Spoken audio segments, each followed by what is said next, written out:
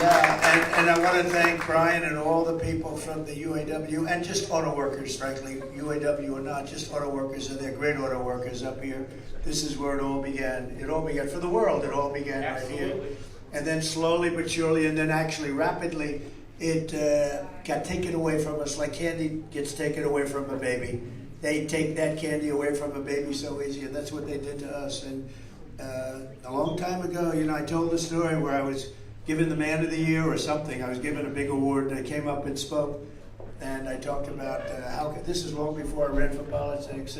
And by the way, the fake New York Times said it never happened, and then I found the event. I found it. Did you see that? Yeah. And they said, well, it never happened. There was no such award given, or there was no such event. And fortunately, we found a newspaper article that talked about I was up here. This is long before this. This is probably 18 or 19 years ago. And I came up and I talked about, don't let them steal your jobs. Don't let them steal your automobile factories. And but they did. I wasn't involved. I was happily in the private sector. But this is much better. This is much more important for me because we're going to save America. We're going to save the automobile industry, which wouldn't have happened if we didn't come along. Right. I mean, think of it. If you have all these places building these plants with China's money and other countries, I'm not looking to blame China, other countries too, you don't have a chance. You don't have a chance. We're going to build a lot of different plants in Mexico and Canada. We have to watch Canada. But Mexico and Canada, all of a sudden, you're going to say, what happened to our industry? We'll be bringing cars. You'll be a parking lot for cars that are going to be sold in America. We're not going to let that happen. We're going to make the auto industry bigger and better and stronger than it's ever been before. And this community is such a big factor. I'm surprised you knew that, Brian. I'm very impressed with you. Absolutely. Huh? Those are my coworkers. Do you have a little Arab blood in you? But these guys are good workers. I know they are. They're great people too, and they're smart, and that's what we want. So it's an honor to get your endorsement. It's an honor to be here as we open up this beautiful facility.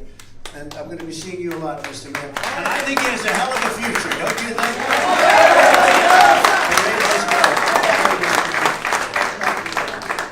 Mr. President, one thing that the Democrats keep sending to our community is to scare them that you will come and deport them, although some of them are second and third generation immigrants. So I want you to respond to these accusations and fear delivering to our community. What would you say? Fake news. Fake news.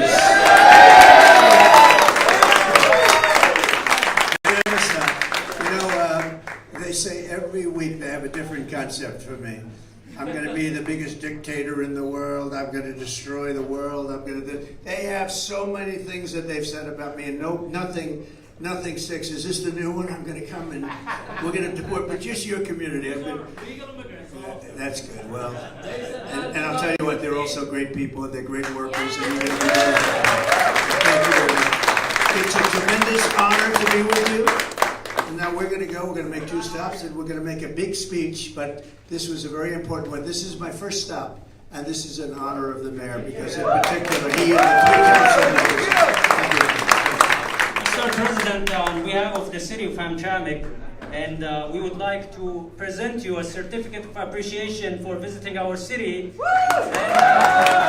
I would like to call the 3 elected officials, if you don't mind, to join me to hand you this certificate, please. It's going to be historic for our city.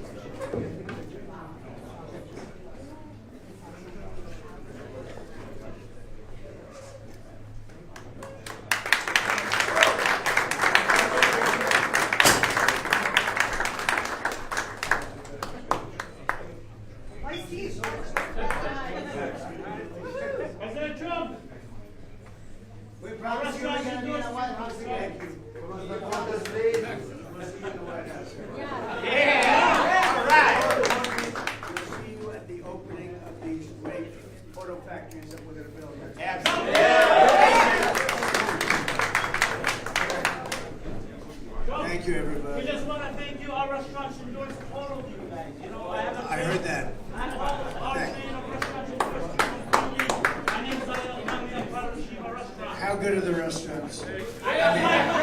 Is the food good or is it great? Go ahead.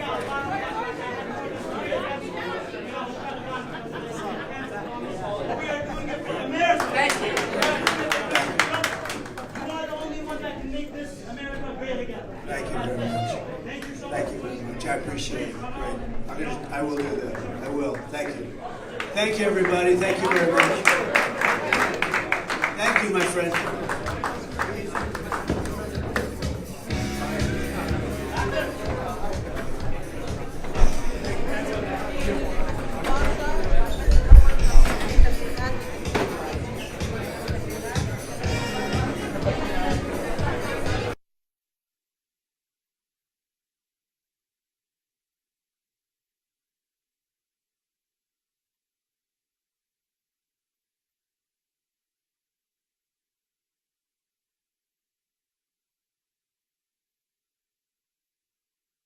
As I sat down, I was falling in love, trying to pour a little sugar in her Dixie cup, talking over the speakers in the back of that truck. She jumped up and cut me off. She was like, oh my God, this is my song. I've been listening to the radio all night long, sitting around waiting for it to come on, and here it is. She was like, come here, boy, I wanna dance. Before I said a word, she was taking my hand, spinning me around till it faded out. And she gave me a kiss, and she said, play it again, play it again, play it again. And I said, play it again, play it again, play it again. I'd have gave that DJ my last dime if he would have played it just one more time. But a little while later we were sitting in the driving my truck. Before I walked her to the door, I was scanning like a fool, AM, FM, XM tune. But I stopped real quick when I heard that groove. Man, you should have seen her light up. She was like, oh my God, this is my song. We've been listening to the radio all night long. I can't believe that it came back on, but here it is. She was like, come here, boy, I wanna dance. For I said a word, she was taking my hand, spinning in the headlights. She gave me a good night kiss, and I said, play it again, play it again, play it again. And she said, play it again, play it again, play it again. The next Friday night, we were sitting out under the stars. You should have seen her smile when I broke out my guitar. She was like, oh my God, this is my song. I've been listening to the radio all night long, sitting around waiting for it to come on, and here it is.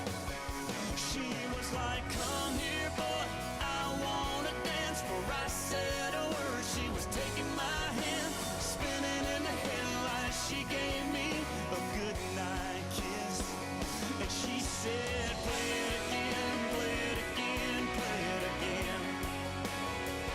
And I said, play it again, play it again, play it again.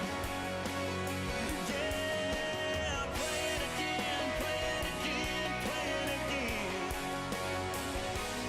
Somebody play it again, play it again, play it again.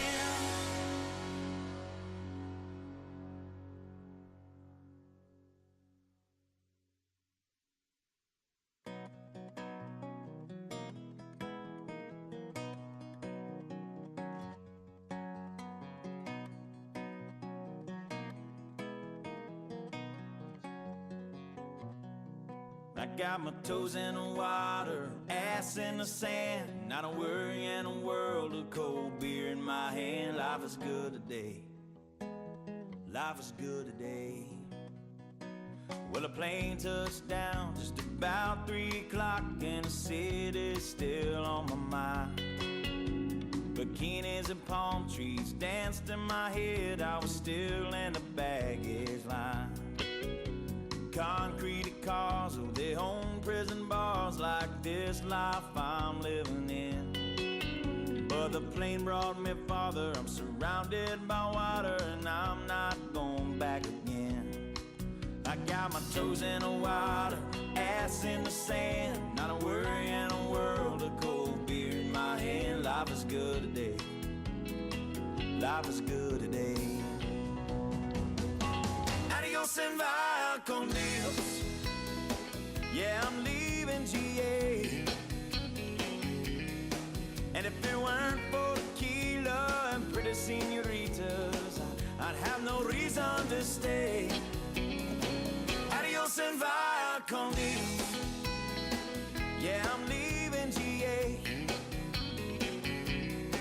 Gonna lay in the hot sun and roll a big fat one and grab my guitar and play.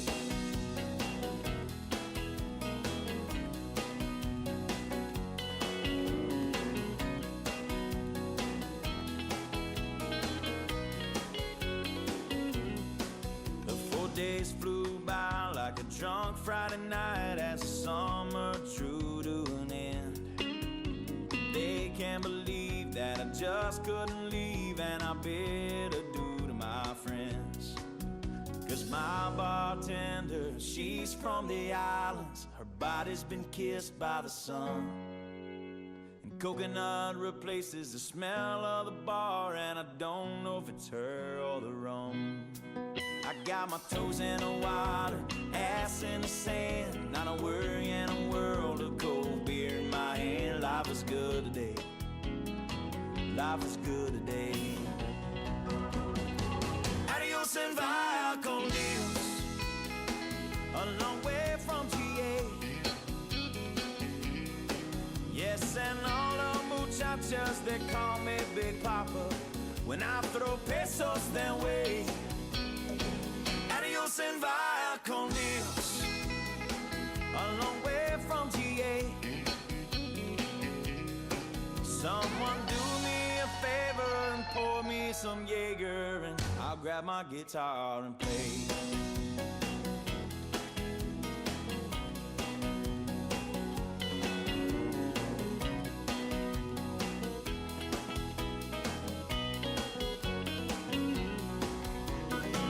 Adios and via con Dios. Going home now to stay. The senoritas don't care when there's no dinero. Yeah, I got no money to stay. Adios and via con Dios. Going home now to stay. Just gonna prop up by the lake and put my ass in a lawn chair, toes in the clay. Not a worry in a world of PBR on the way. Life is good today. Life is good today.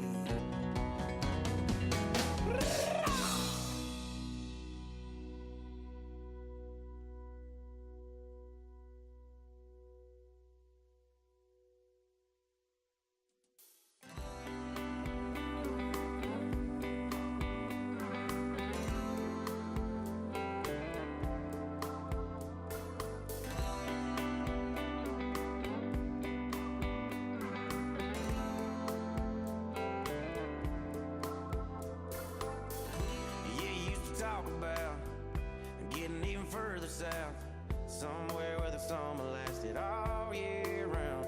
Probably got a big old diamond on your hand right now, maybe a baby or a couple by now. Long driveway to a big white house. But I wonder when you're drinking if you find yourself thinking about that boy from East Tennessee. And I know we both knew better, but we still said forever, and that was 7 summers ago in Southern Comfort. Were we dumb or just younger? Who knows? Back then you used to love the river and sipping on a sixer with me. Does it ever make you sad to know that was 7 summers ago?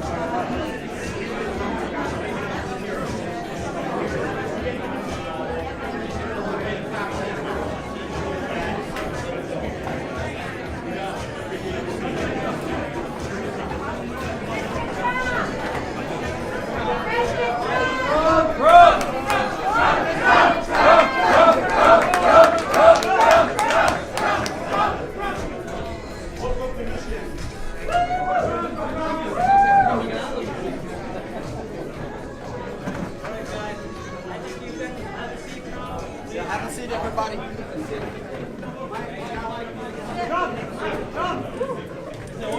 Hey, John Rogers, sir. USA! USA! USA! USA! USA! Thank you. Can you hear me now? Well, okay. Thank you. So, thank you all for joining us today.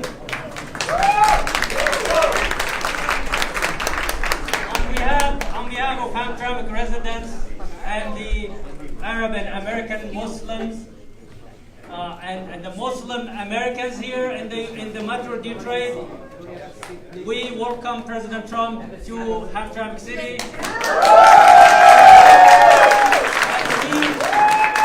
And we thank him for making this historic visit possible. This is a small event, but we have a sample of community leaders and activists, not just from Hamtramck, and business owners, of course, not just from Hamtramck, but from other cities, including Detroit, Dearborn Heights, Malvern, Warren, and so they are here for one goal and one mission to send President Trump back to the White House.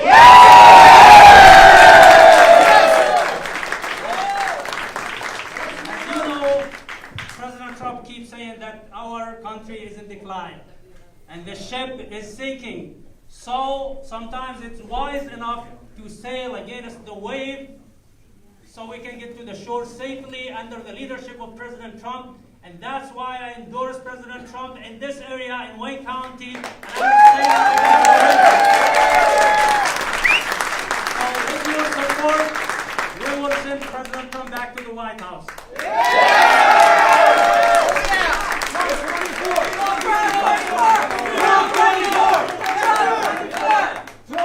Thank you. So, thank you.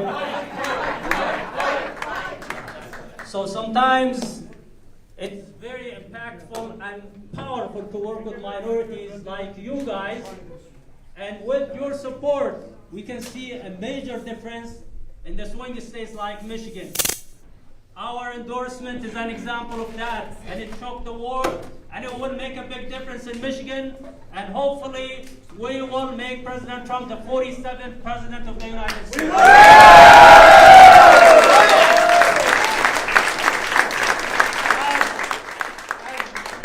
Can you still hear me? Yes.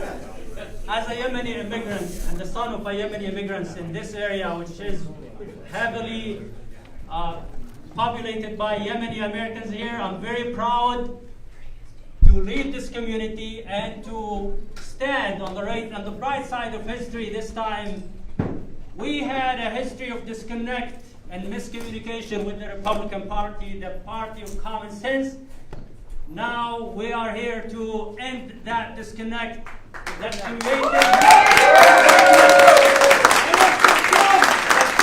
created misunderstanding and distrust and stereotyping sometimes But this is a new era now.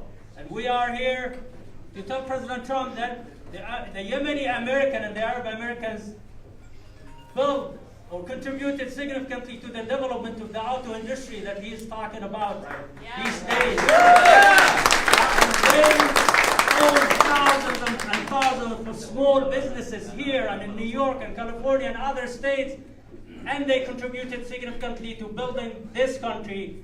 So President Trump realizes that, and he appreciated that, and his visit today is to show respect and appreciation to our community. So we thank him for that. And remember, this guy, I call him the man of principles. And he is the most transparent president in the history of the United States. The most decisive, frank, family and faith-oriented person. Remember when he talks about raising his kids, what does he say? He taught them no drugs, no alcohol, no smoking. Is it that way? That's what we teach our kids, that's how we want them to be raised. So we thank him. We have so much in common now, and we should focus on what unites us and rise above what divides us. So thank you guys for coming today. And now it is my honor and pleasure to introduce to you the 45th President and hopefully the 47th President of the United States.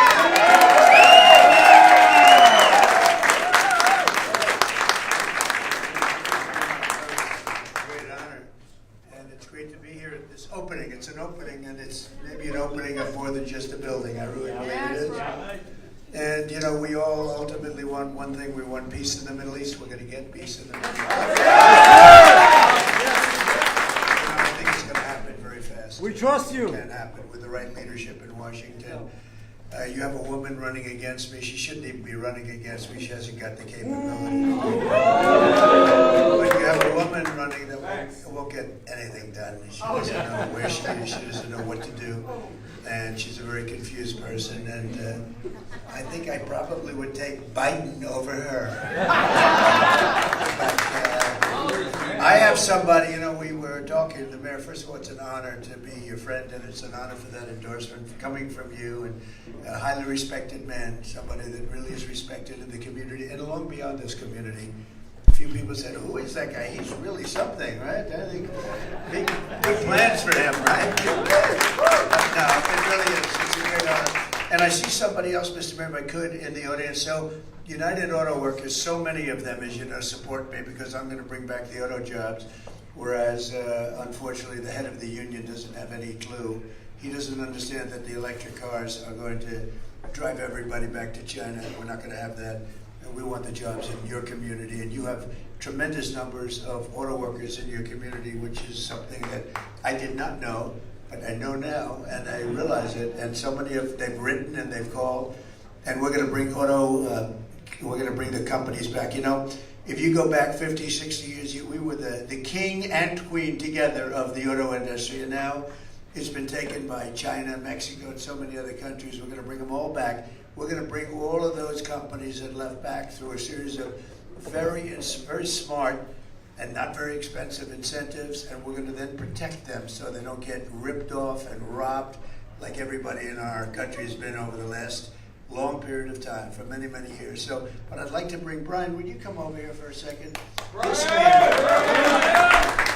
man, and I've seen him for a couple of years, and I didn't know who he was, but he was a Trump fan like I've never seen, and he wanted to get United Auto Workers on our side, and he literally has 80%, a tremendous number of them on our side. 70.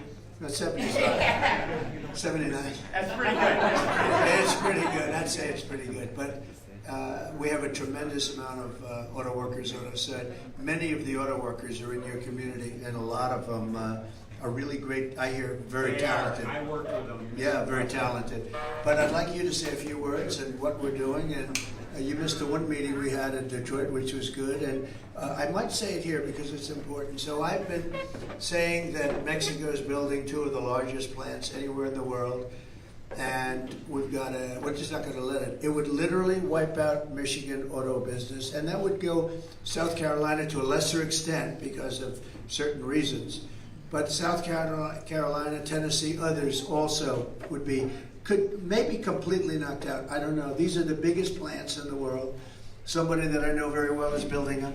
And he told me about them a year ago, and I told the mayor about them. I told Brian about them. We told a lot of people. And I've been talking about them now for over a year. And I said, if we're going to allow Mexico to build these massive plants, you're not going to have any jobs. They're all going to be gone. They go into Mexico. They can produce so many cars out of these, very modern. You press a button and the whole plant opens up. They don't have a lot of workers, but they have a lot of capacity. And so I've been talking about this now for a period of over a year. And I found out about it from a man who's the biggest in the world at building auto plants. I think he's building these two. In fact, I know he's building these two. But one in particular is just massive. And they were getting ready to start. And when I was in Detroit last time, I saw the gentleman who I hadn't seen for a while. And I said, let me ask you, John, how are those plants coming? So they've been stopped. What? They've been stopped. I said, you mean the plants in Mexico? Because I wanted to see a plant, and I wanted to see one in the United States. He said, sir, we don't make them in the United States the way they do elsewhere. Now, these plants were owned by China and built in Mexico, near our border. They were going to just build the cars and just pour them in, and you wouldn't have had any, which Brian understood, and the mayor understood. You wouldn't have had any capacity. You wouldn't have had any reason to be here and be making cars. So I heard about this and I hated it. And I talked about it for a year. It was in every speech I made on autos. And I came up 3 weeks ago. We spoke before the Economic Club, Detroit. And I talked about it. And then I saw the gentleman in the audience and I said, could I speak to you for a second? How are those plants coming? Sir, they've been stopped. I said, what do you mean they've been stopped? They think you're going to be president and you're going to charge tariffs and it will make it economically impossible to build them. So they stopped construction. So I didn't even tell you that, Brian. I heard about it. So what I've done is I've saved Michigan, I think, because we're going to reverse it. I'm going to go back to them. I say, build the plant in Detroit, build the plant up here, build it in the state of Michigan, or build it in the United States. We can handle that, right? As long as it's in the United States. But let's start over here. Maybe you make a deal, and you will make a deal. I think you could make a deal right here. And we'll end up having those plants built over here instead of built in other countries. So this plant that I was talking about for the last year and a half is stopped because they think I'm going to get elected. They know if I get elected, I'm not going to let them sell cars into our country in order to destroy the rest of Michigan. You had many times the number of cars being built many, many years ago. This was a different world. And you see the empty hulks all over the place. So we're going to start that little project. We're going to get to the people that have plenty of money, but they don't want to lose money, and they would have lost a lot of money because I wasn't going to let any car come into the United States and destroy the Michigan automobile business. Thank you. So I want to thank you, Brian Sergio. Thank you, Mr. President, and you are exactly correct. I've been preaching it to my coworkers in the UAW, and more of them are understanding this. The president is right, and the mayor was right. I worked with a lot of Arab Americans, Muslims throughout at Ford. A lot of the people came from this community, Dearborn Heights, hardworking people, family people that just wanted a good job and they wanted to live the American dream. Well, for 30 or 40 years, that's been slipping away here in Detroit, and we've watched it. It's been painful, and EVs might have been the final nail in the coffin for us. But President Trump has a strategy, unlike his opponent. He knows what he needs to do to stop it, and you already saw an example of it. The company, I believe, was Walbridge, am I correct? And they were going to build this massive plant down there just south of the border, and all the vehicles would have been built down there, and they would have tried to ship them in. Just him talking about it, Teddy Roosevelt used to have a saying, walk softly but carry a big stick. Nobody's got a bigger stick than this guy right here. And when he starts waving it around, people listen.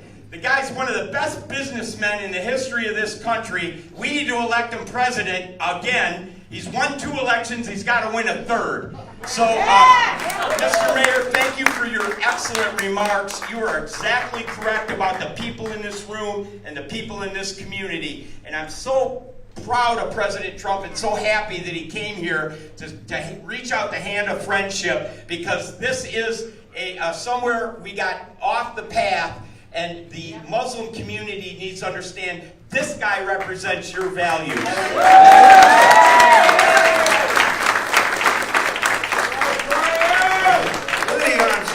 Of this guy. I don't know. That's got to be a lot of lifting. I don't know. You have it. I think you have it naturally, actually. Well, I want to thank, and I'm really and particularly proud that you are here, because you've been right from the beginning. You understood it. You got it. A lot of people don't understand it, and it's sort of easy to do. And I'm so happy that it happened before the election as opposed to after the election, because this is big news. Now, I don't know if the fake news will cover it, but this is big news. Now, think of it.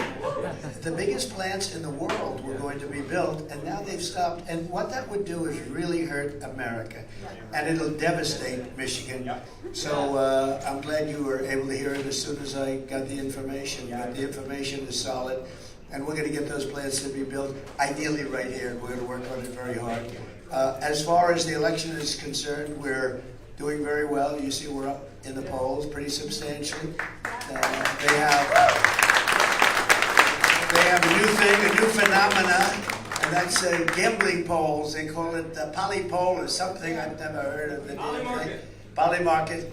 And we're, I guess, at 64 to 38, 36, something like that. So that's not bad. I don't know what the hell it means, but it means that we're doing pretty well. And we're the 64, by the way, okay? We don't want to be the 38 or 36.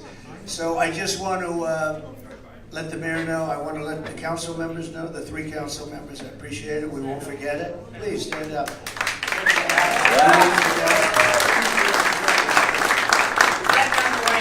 Yeah, and I want to thank Brian and all the people from the UAW and just auto workers, frankly, UAW or not, just auto workers, and they're great auto workers up here. This is where it all began. It all began for the world. It all began right here. And then slowly but surely, and then actually rapidly, it got taken away from us like candy gets taken away from a baby. They take that candy away from a baby so easy, and that's what they did to us. And a long time ago, I told the story where I was given the Man of the Year or something. I was given a big award, and I came up and spoke, and I talked about this is long before I ran for politics. And by the way, the fake New York Times said it never happened, and then I found the event. I found it. Did you see that? Yeah. And they said, well, it never happened. There was no such award given, or there was no such event. And fortunately, we found a newspaper article that talked about I was up here. This is long before this. This is probably 18 or 19 years ago. And I came up and I talked about, don't let them steal your jobs. Don't let them steal your automobile factories. And but they did. I wasn't involved. I was happily in the private sector. But this is much better. This is much more important for me, because we're going to save America. We're going to save the automobile industry, which wouldn't have happened if we didn't come along. Right. I mean, think of it. If you have all these places building these plants with China's money and other countries, I'm not looking to blame China, other countries too, you don't have a chance. You don't have a chance. We're going to build a lot of different plants in Mexico and Canada. We have to watch Canada. But Mexico and Canada, all of a sudden, you're going to say, what happened to our industry? We'll be bringing cars. You'll be a parking lot for cars that are going to be sold in America. We're not going to let that happen. We're going to make the auto industry bigger and better and stronger than it's ever been before. And this community is such a big factor. I'm surprised you knew that, Brian. I'm very impressed with you. Absolutely. Those are my coworkers. Do you have a little Arab blood in you? But these guys are good workers. I know they are. They're great people too, and they're smart, and that's what we want. So it's an honor to get your endorsement. It's an honor to be here as we open up this beautiful facility. And I'm going to be seeing you a lot, Mr. Mayor. And I think he has a hell of a future, don't you think?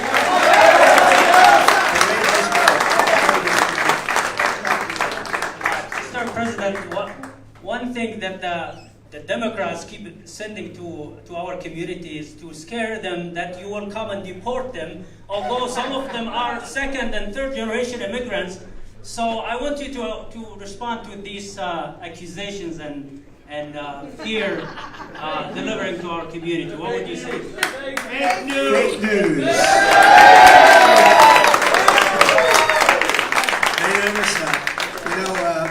They say every week they have a different concept for me. I'm going to be the biggest dictator in the world. I'm going to destroy the world. They have so many things that they've said about me, and nothing sticks. Is this the new one? I'm going to come and we're going to deport, but just your community.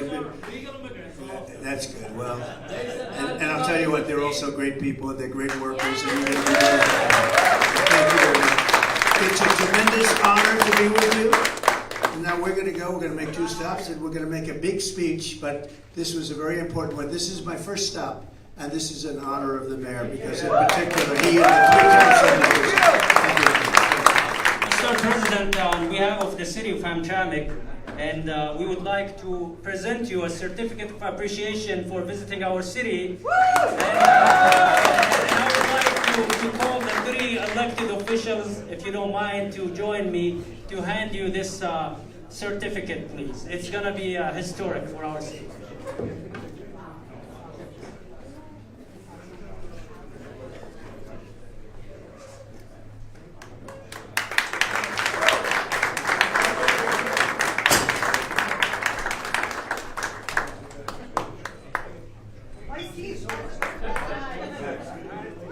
President Trump, We promise you we're gonna be in the White House again.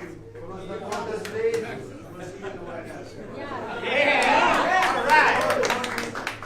you at the opening of these great photo factories that we're going to build here.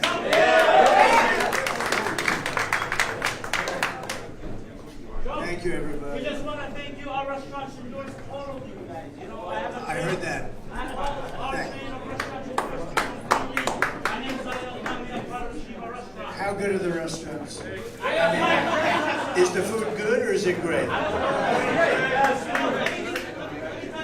ahead.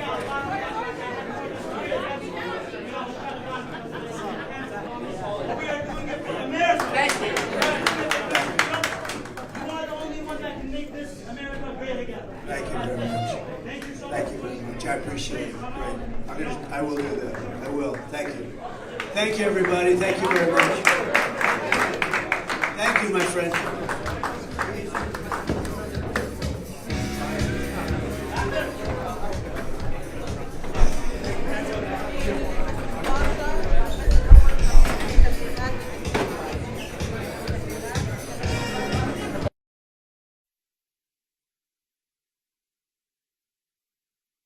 I was calling number 5 on the radio station, on a 4-day, 3-night beach vacation.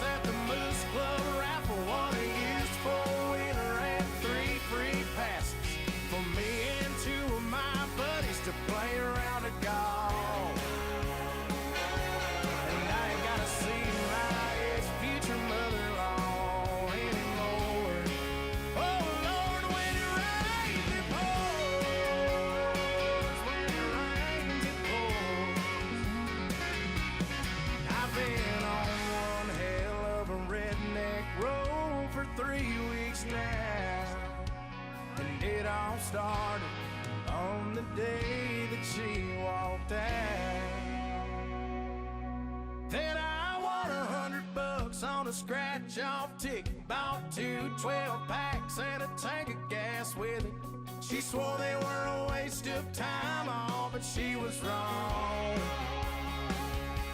And I was calling number 5 on the radio station, won a 4-day, 3-night beach vacation. Deep sea senorita fishing down in Panama. And I ain't gotta see my ex-future mother-in-law anymore. Oh Lord, when it rains it pours. When it rains it pours.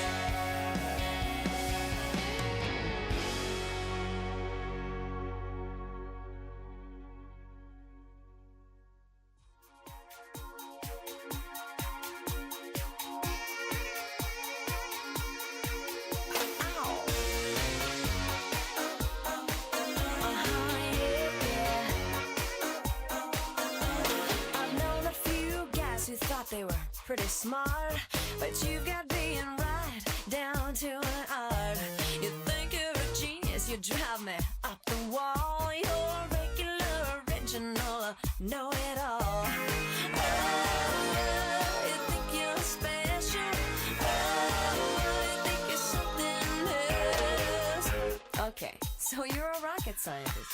That don't impress me much. So you got the brains, but have you got the touch? Now don't get me wrong, yeah, I think you're alright, but that won't keep me warm in the middle of the night. That don't impress me much.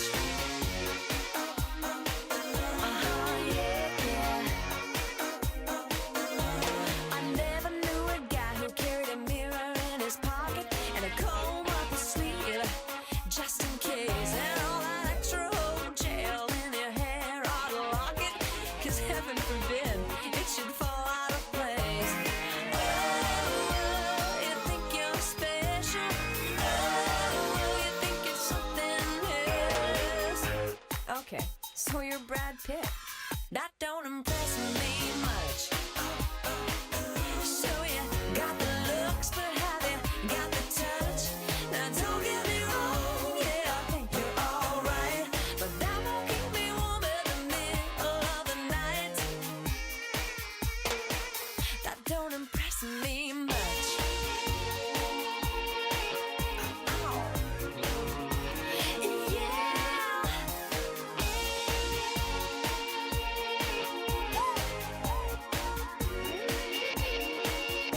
You're one of those guys who likes to shine his machine. You made me take off my shoes before you let me get in.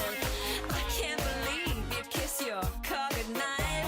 Now come on, baby, tell me, you must be joking, right? Oh, you think you're something special. Oh, you think you're something else. Okay, so you got a car. That don't impress me much. So you got the moves, but have you got the touch? Now don't get me wrong, yeah, I think you're alright, but that won't keep me warm in the middle of the night. That don't impress me much. Oh no, you think you're cool, but have you got the touch? Now don't get me wrong, yeah, I think you're alright, but that won't keep me warm on the long cold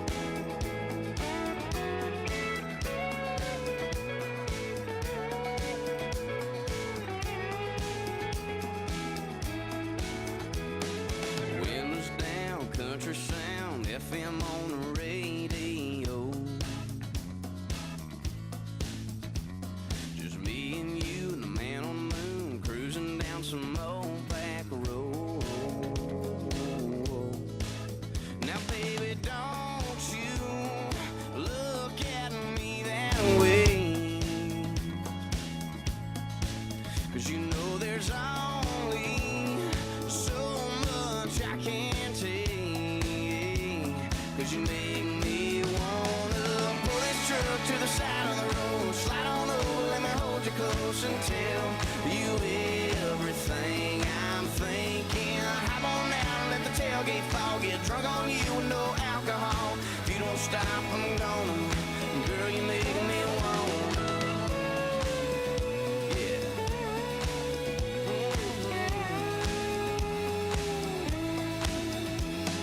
Well, you know better than to wear that dress at all and be against the law. Plain and simple, girl, them dimples know just how to turn me on. Now, baby, don't you look at me that way. 'Cause you know there's only so much I can take. 'Cause you make me wanna pull this truck to the side of the road, slide on over, let me hold you close and tell you everything I'm thinking. Hop on down, let the tailgate fall, get drunk on you with no alcohol. You don't stop, I'm gonna. Girl, you make me wanna.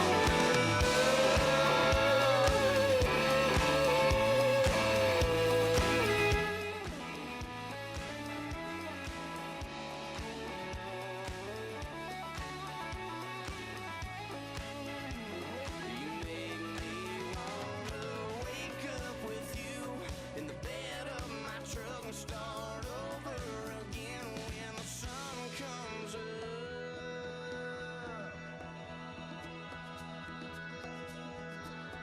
You make me wanna pull this truck to the side of the road, slide on over, let me hold you close and tell you everything I'm thinking. Hop on down, let the tailgate fall, get drunk on you with no alcohol. If you don't stop, I'm gonna. You make me wanna pull this truck to the side of the road, slide on over, let me hold you close and tell you everything I'm thinking. Hop on down, let the tailgate fall, get drunk on you with no alcohol. If you don't stop, I'm gonna. Girl, you make me wanna. Yeah. Windows down, country sound, FM on the radio.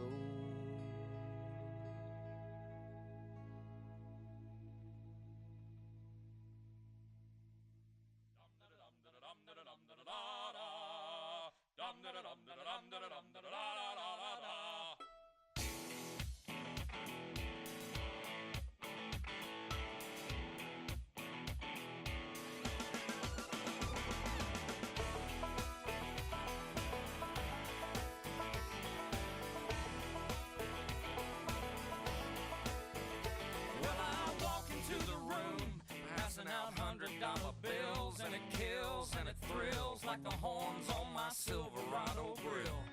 And I buy the bar a double round of Crown, and then everybody's getting down in this town. Ain't never gonna be the same. 'Cause I saddle up my horse and I ride into the city. I make a lot of noise, 'cause the girls, they are so pretty. Riding up and down Broadway on my old stud Leroy, and the girls say, save a horse, ride a cowboy. Everybody says, save a horse, ride a cowboy. Well, I don't give a dang about nothing. I'm singing and bling bling.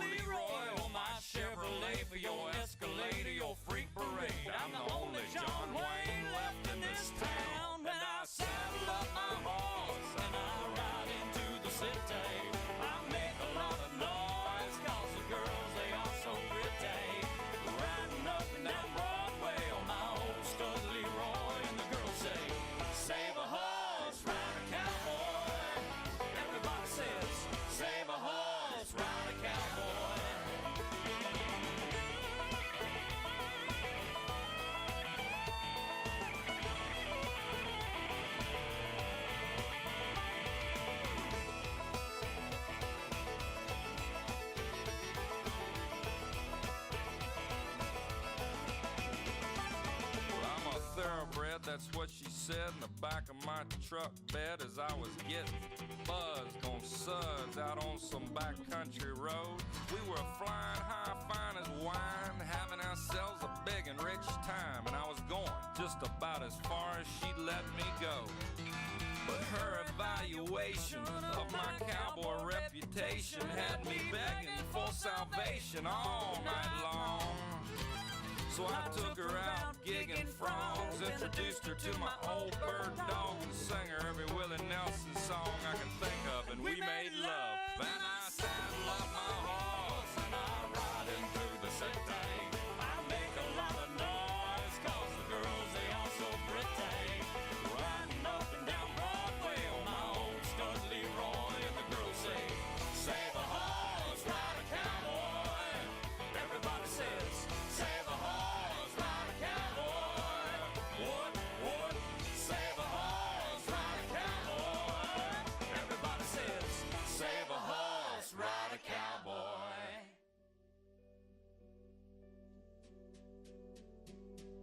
We used to chase that Chattanooga freight, couple of kids in a Chevrolet, catch a little air when we cross the tracks, sipping on something from a paper sack. You hang your shirt on that maple lamp, slipping through the moon to the river bend.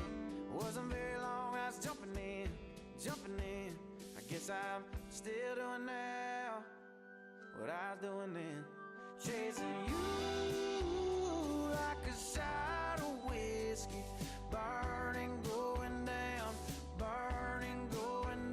chasing you like those goodbye tail lights, headed west to anywhere out of this nowhere town, chasing that freedom, chasing that feeling that got gone too soon, chasing that you and me I only see in my review, till I'm laying here tonight holding someone new, still chasing you, still chasing you.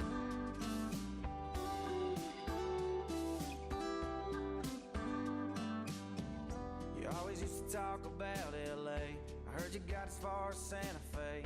Well, you know I tried to track you down, I only got as far as Guitar Town, singing about a girl I used to know, well, you should know that I haven't given up, I'm just on your radio, chasing you like a shot of whiskey, burning, going down,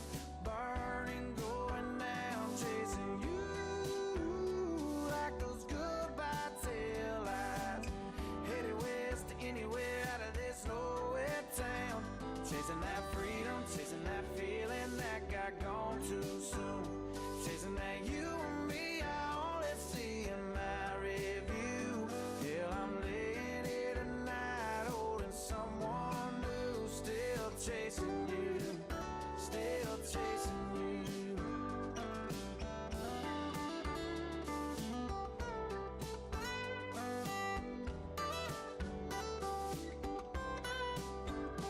Chasing you like a shot of whiskey, burning, going down,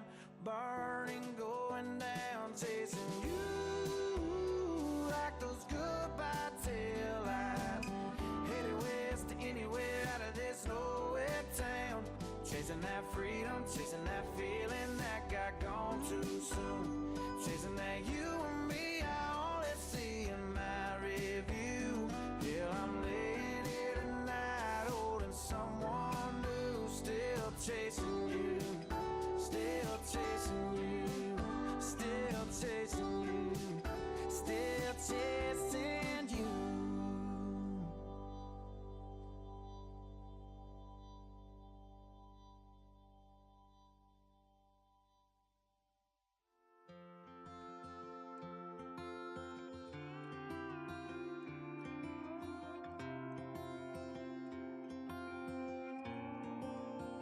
Swear that you're staying single, next thing you know, you meet a girl at a bar, and next thing you know, you get her laughing, it's 2 a.m. You're telling your buddies 3 months in that she ain't moving in, but next thing you know, there's a U-Haul trailer, next thing you know, Your old apartment, it's y'all's new place. There goes the carpet, but the deer head stays. Next thing you know, you're saving money like never before, just to spend it all at a jewelry store. Getting down on one knee on her mama's porch, just praying she don't say no.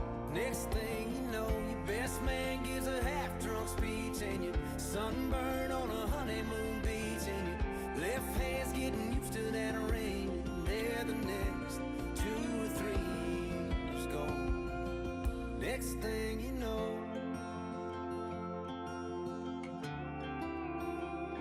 I weren't really trying. Next thing you know, there's a test on the counter. Next thing you know, she's standing there crying, nodding her head yes. You're half excited, half scared to death, 'cause next thing you know, you're wearing scrubs and a funny white hat, and the doctor saying, how you doing there, Dad? And nobody's ever called you that, and you take the drive home slow. Next thing you know, it's first steps, first dates, first car. It's 11:01, wondering where they are. You're saying that a USC's too far. It's amazing how fast 17 years go. Next thing you know, the next thing you know, next thing you know, you get to know your wife again, and you're more in love than you've ever been, with a lot of years of remember wins and still some down the road. 'Cause next thing you know, you got a yard full of your kids' kids, and you take them to church, teach them to fish, and you tell them stories every chance you get about how fast this life down here can go. Next thing you know, next thing you know,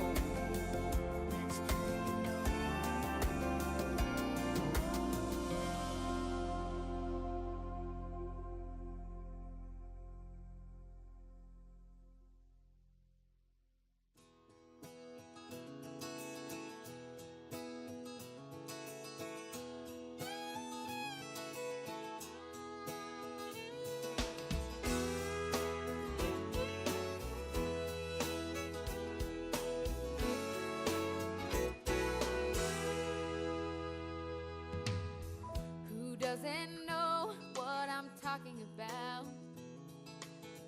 Who's never left home, who's never struck out to find a dream and a life of their own? A place in the clouds, a foundation of stone.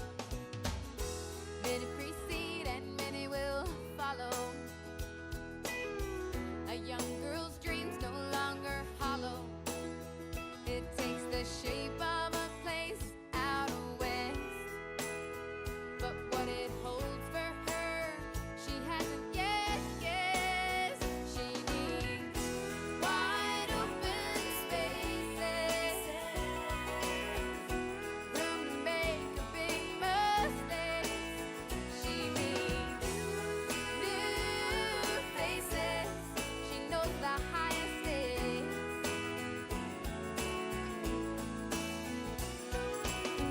She traveled this road as a child,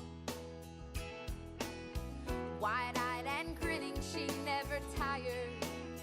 But now she won't be coming back with the rest. If these are life's lessons, she'll take this test. She needs wide open spaces, room to make a big mistake. She needs new faces. She knows the highest stakes. She knows the highest stakes.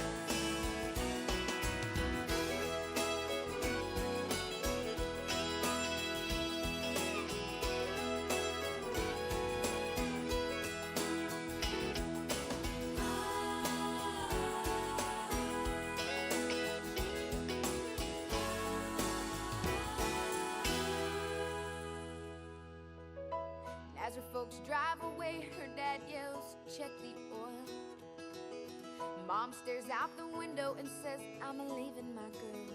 She said it didn't seem like that long ago when she stood there and let her own folks know she needed wide open spaces, room to make big mistakes. She needs new faces. She knows the highest stakes. She knows the highest stakes. She knows the highest stakes. She knows the highest stakes. She knows the highest stakes.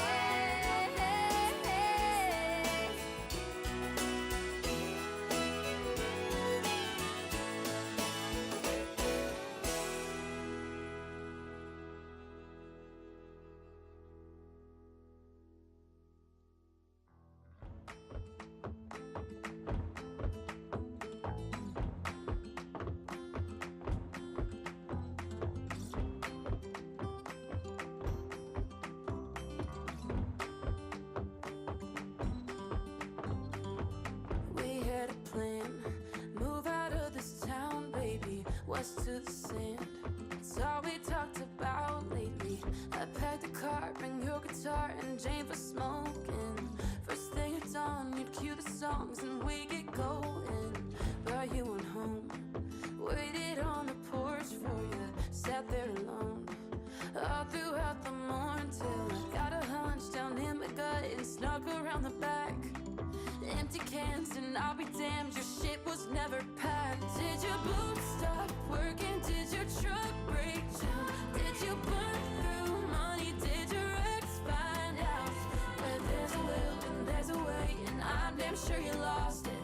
Didn't even say goodbye, just wish I knew what caused it. Was the whiskey flowing? Were you in a fight? Did the nurse come get you? What's your alibi? I made my way back to LA, and that's where you'll be forgotten. In 40 years, you'll still be here, drunk, washed up in Austin.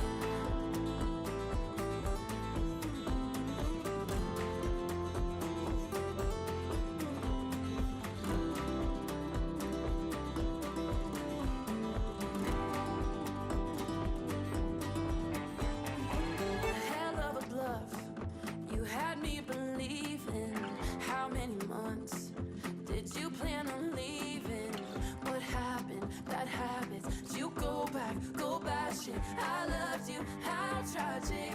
Oh, did your boots stop working? Did your truck break down?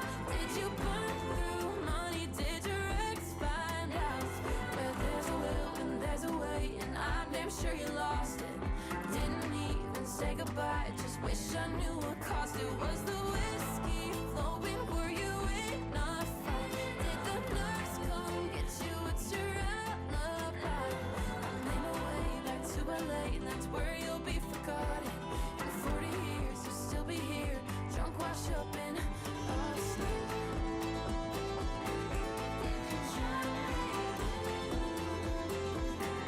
Did you ask?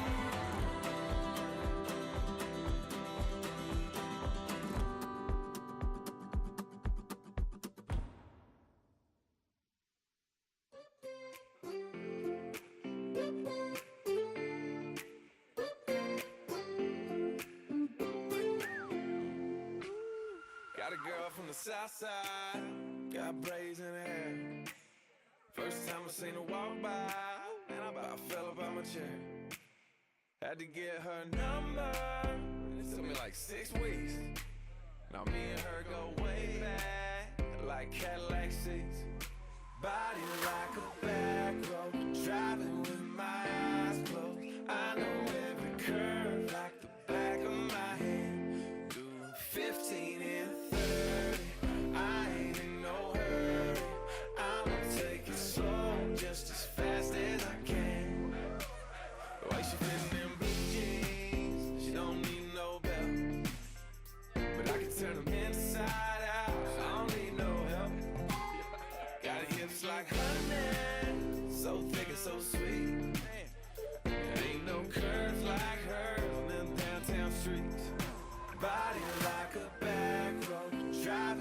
my eyes closed. I know every curve like the back of my hand. Doing 15 and 30, I ain't in no hurry. I'ma take it slow, just as fast as I can.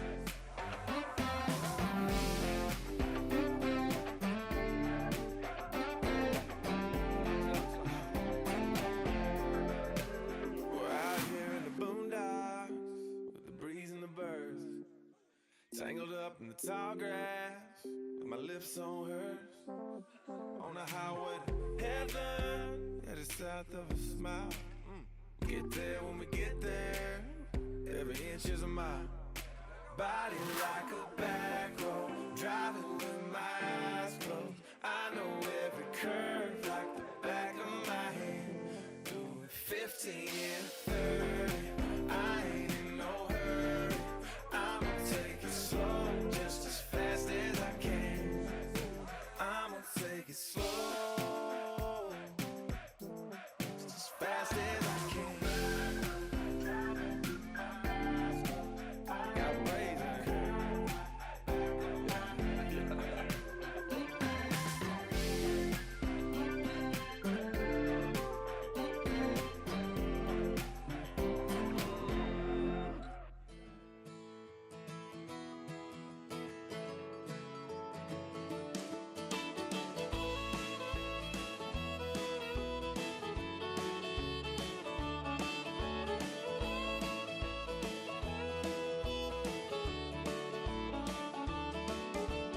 Heading down south to the land of the pines. I'm thumbing my way into North Carolina, staring up the road and pray to God I see headlights.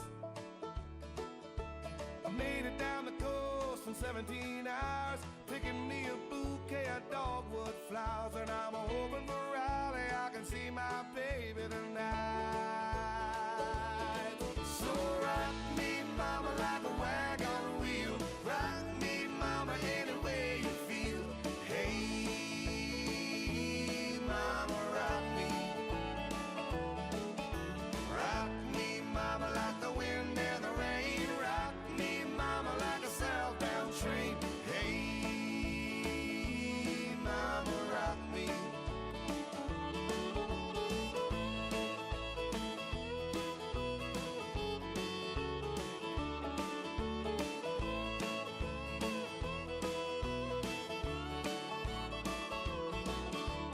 Running from the cold off of New England, I was born to be a fiddler in an old-time string band. My baby plays the guitar, I pick a banjo now.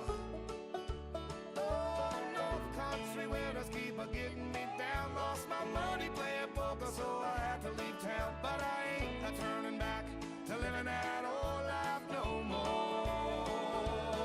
So rock me, mama, like a wagon wheel. Rock me, mama, any way you feel. Hey, mama, rock me. Yeah, rock me, mama, like the wind and the rain. Rock me, mama, like a southbound train. Hey, mama, rock me.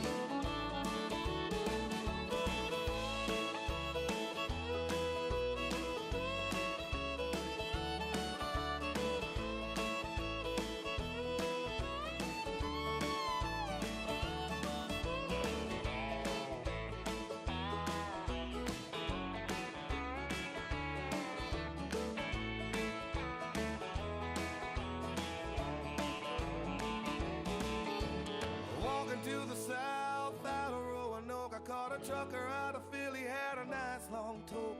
But he's headed west from the Cumberland Gap to Johnson City, Tennessee. I gotta move on before the sun. I hear my baby calling my name, and I know that she's the only one. And if I die in Raleigh, at least I will die free. So rock me, mama, like a wagon wheel. Rock me, mama, any way you feel. Hey, mama, rock me. Oh, rock me, mama, like the wind and the rain. Rock me, mama, like a southbound train. Hey, mama, rock me.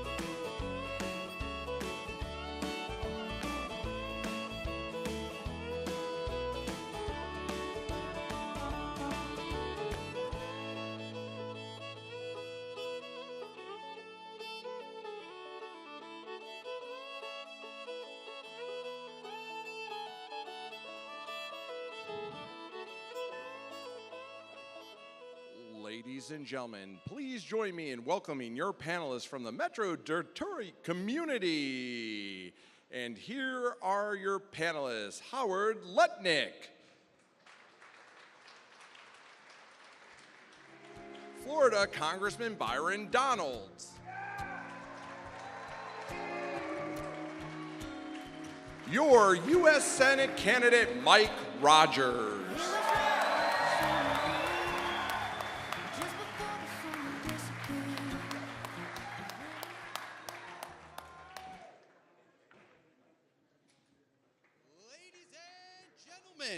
please welcome the next President of the United States, President Donald J.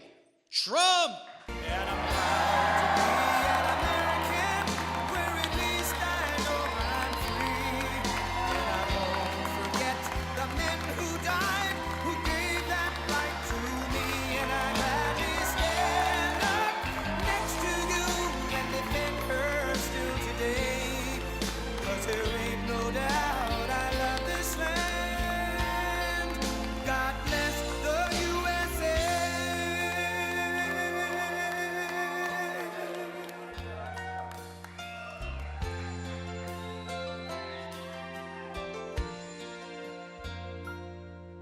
From the lakes of Minnesota to the hills of Tennessee, across the plains of Texas, from sea to shining sea, from Detroit down to Houston and New York to LA, where there's pride in every American heart, and it's time we stand and say.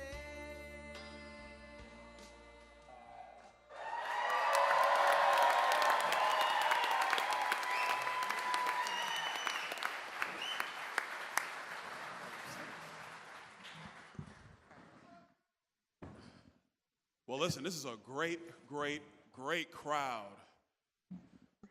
Ladies and gentlemen, my name is Congressman Byron Donalds. I have the pleasure of representing the state of Florida, but it is my pleasure to make sure everybody is welcomed to Engineering Design Services right here in Metro Detroit.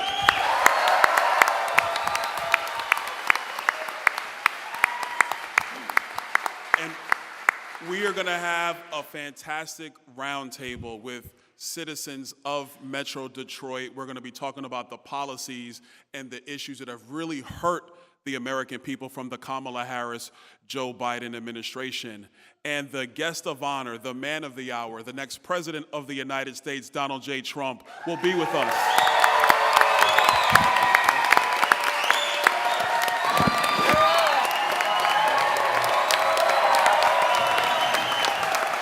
Thank you very much, everybody. Thank you. Well, it's an honor to be with you. We're doing very well in the polls, as you've probably heard. They're getting very big numbers, Byron. They're getting much bigger than even anticipated. So I don't know what that means. That's a poll in itself, but the early voting seems to be even far bigger than we thought, or we had great expectations. People are not loving her, and why should she? She didn't show up for the big Catholic event. This hasn't happened in decades. She didn't show up. She gave a very short tape, and it was not an appropriate tape either, but she probably hasn't figured that out yet. And we should have gotten about 100% of the Catholic vote last night because I showed up. But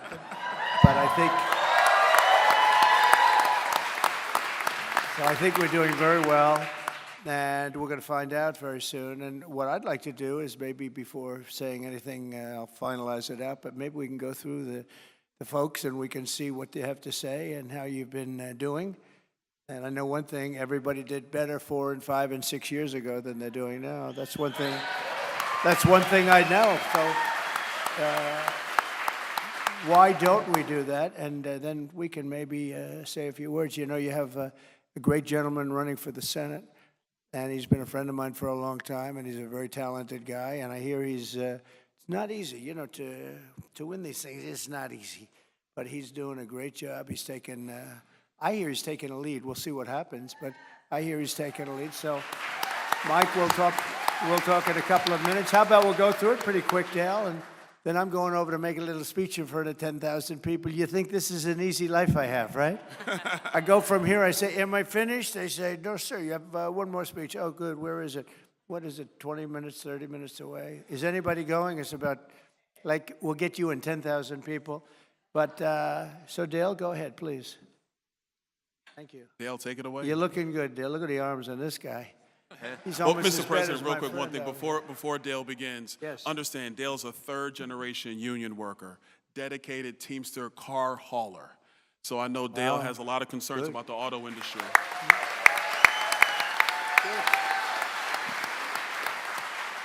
So Dale, please, A healthy-looking guy, too. go right ahead.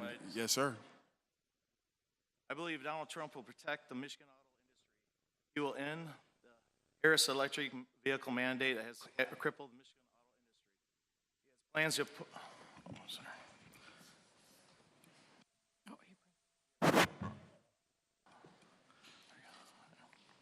He has plans to impose 200% tariffs on all auto companies that want to ship our jobs out of the country. He will save our jobs. He will put American workers first.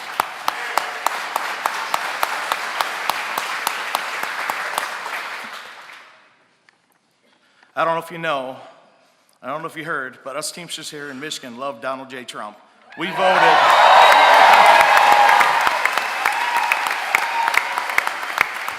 Thank you. We voted, and the results are loud and clear. Michigan Teamsters voted 62% Trump, 35% Harris. Thank you, Dale. President Trump, the Teamsters I work with have a message for you. They are voting for you because they know you'll fight. You will fight and save their jobs, fight and save America. Never back down, never surrender. Fight, fight, fight.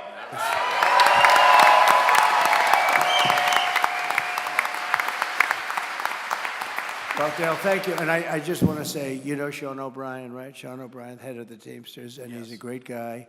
And they took a vote nationally, and I won by similar numbers nationally. And that's an honor. I mean, that's really an honor. I think it's been many decades before they endorsed a Republican. I think they'll start very soon. But we had rank and file Teamsters all over the country by numbers similar to that. And I have some good news for you on the automobile business in Michigan. I'll wait till we finish up maybe and talk about it, because you're going to have a lot of competition in Mexico, and that competition is not going to happen anymore. But I want to thank you. I want to thank the Teamsters also. I see another guy over there with that shirt. I can't miss him, right? Thank you very much. I appreciate it. Hi. Oh, you do? Is he easy to work for or tough? You see my grandbaby too? Oh, wow.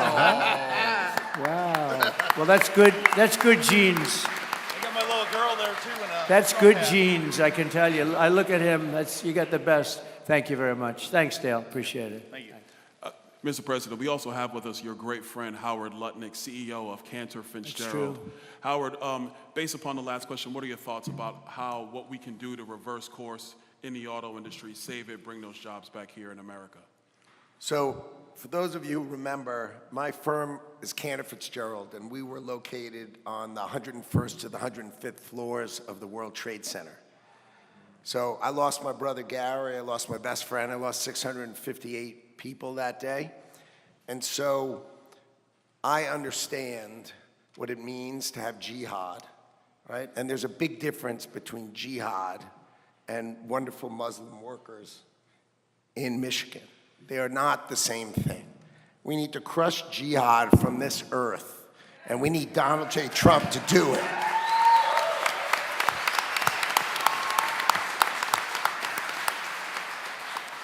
So I like, my friend, the president, said the other day that tariffs are his favorite word in the dictionary. My And old time. what people should understand is that to protect, so what happened when Bill Clinton left office, he did NAFTA, which was another word to say gut Michigan, right? He let all the work go to Mexico, right? And he opened the door in a different kind of border opening. There was a work border opening. And so the tariff model is pretty simple. Lock that door. Bring it back here. bring the jobs here, bring the factories here. So here's an idea for you that we've talked about. Set significant tariffs out there, and if you open your factory here within 2 years, we'll give you the credit for your tariff, but bring it here. Let's employ our workers here. Let's create power from our workers, who are the best. They are the core of America, right? So, you know, when I first met Donald Trump, I didn't really understand tariffs, and he taught me. And now, you know, I'm just trying right behind them to say, I love the way tariffs take care of America. They will build us. They'll build us stronger. And I run his transition. And so what does transition mean? That means when my friend becomes the 47th President of the United States of America,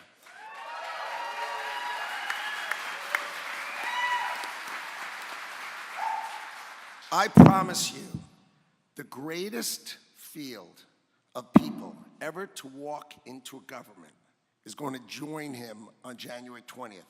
I have the best business leaders in the country, the best politicians who want to serve the crowd amongst the 80 million Republicans, that we can have the best of the best join him to create the most extraordinary government you have ever seen to protect you and to build the America that he wants to build. They will be loyal to him. They will have fidelity to him. They will follow his policies. And this will be the most extraordinary government you've ever seen. And I am the proudest person to serve Donald J. Trump and help him be the 47th President of the United States of America.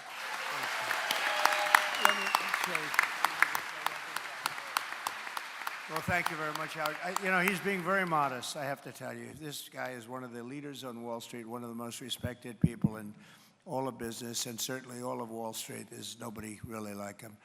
And he's being very modest. He lost on that horrible day. He lost his entire firm, other than some people in Europe, a few, small group. And he saw it happen. He was driving down the West Side Highway.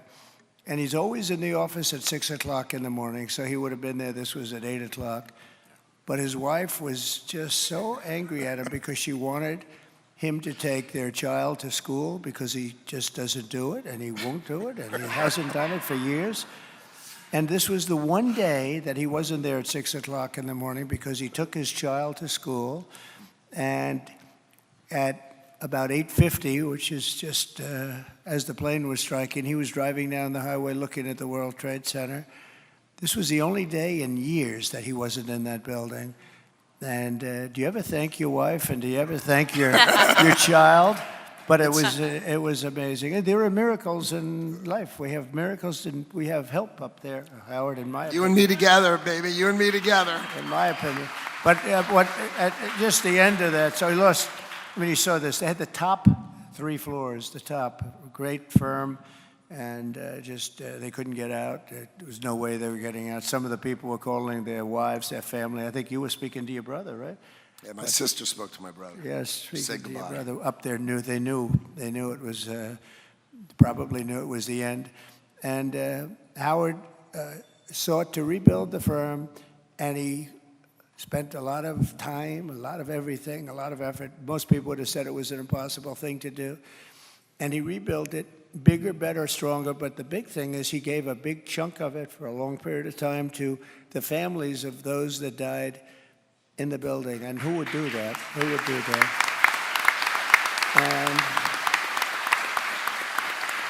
And so he rebuilt Cantor Fitzgerald into something bigger than it was, which was pretty hard to do. And there are a lot of people that love this guy. He's a special guy, a real talent, by the way, a real talent, a brilliant business talent. So he's in charge with a couple of other people we have that are great, work along with him. But he's in charge of that whole transition process, which is a very important process. I love these exploding mics, don't you? No, it's good for emphasis, you know. It explodes every time. Yeah, right. It explodes every time you're about to make an important point, so it's okay. It's not bad. I don't know. Normally I say don't pay the guy that supplied the mics, you know, but we'll pay. And then they say, Trump doesn't want to pay, but, it's one of those things. But I just want to thank you for doing a great job, Howard. You really have. And we'll get on, and perhaps we can ask Nancy, how we doing? Good. Thank Thank you for you. having me. Good, thank you. My name is Nancy Jaffer. I'm a Lebanese-American Muslim entrepreneur. Good. I am a psychologist and a holistic wellness practitioner. Good. I own a wellness center in Dearborn, Michigan. It's called Evolution Empowerment. And I'm not really here to talk about the economy because with that regard, I have utter faith in you, and you're golden to me. What I am here, you're welcome. What I am here to discuss is the health crisis. And it is exactly that. It's really a crisis in this country. We are the sickest population in the world, and we find it status quo that we spend more money on healthcare than any other country. Right.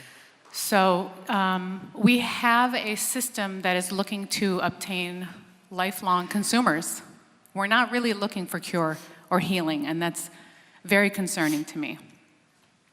Before I became a holistic practitioner, I was a school psychologist, and I worked for the public schools for over a decade, and I was constantly frustrated with the incessant overdiagnosis and overmedicating and overlabeling of small children. I don't know another country that finds it appropriate to give a 5-year-old 3 different pharmaceutical drugs, including an antipsychotic.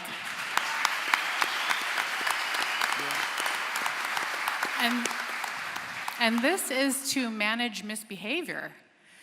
They are not looking for root cause. We're not looking for toxicity. We're not looking for gut health issues or fluoride or food or diet and then getting into the food itself. I mean, we ingest poison. Countries all over the world would never accept their citizens to ingest what we take in every day and what our children take in every day. You must love Bobby Kennedy, right? I do. I think so. You sound like Bobby Kennedy to me. And the thing that I think is even more concerning is that we are inundated with these endocrine disrupting chemicals. And they have these long-term detrimental effects on the reproductive system of both men and women. Fertility rates are down, sperm is lower than it's ever been. It's terrifying to me, honestly. And my purpose is to constantly use every single opportunity to raise awareness about these topics. Right. And to hold our agencies accountable for the fact that we put them in place to protect us, not to harm us. So I also have a purpose to let people know that you don't need to take a narcotic every time you feel a little pain, right, or that you don't need to be on 3 different antidepressants or anti-anxiety medications to mask a mental health symptom. And certainly to let parents know that it is not okay for birth control to be the first line of defense when your daughter has acne. When your 14-year-old daughter has acne. I find our system archaic. I think it is toxic, and it's corrupt, frankly. And what hurts me the most is that people who are out here giving Americans an opportunity to think differently and try natural routes are the ones that are being relentlessly censored. I see miracles, honestly, at my center every day. People heal rapidly before my eyes with no side effects, but nobody is talking about that. Because the chokehold that Big Pharma has and Big Agriculture has on us is criminal. Right. And it needs to stop. Nancy, thank you. Thank you so much, Nancy. So when I heard about Robert Kennedy and Make America Healthy Again, I felt a glimmer of hope that I haven't felt in a very long time. I have to say I am genuinely terrified for humanity in general. The world needs healing, and I can only hope that you and your campaign are the catalyst for that, because I know for sure the other team is not. That's right. And I think you should actually set up a meeting with Bobby Kennedy and the whole group, and because I see you're into it. You have the same fervor that he has, and so I think it would be maybe very interesting for all of you. Okay? Thank you very much. Thank you. Thank you.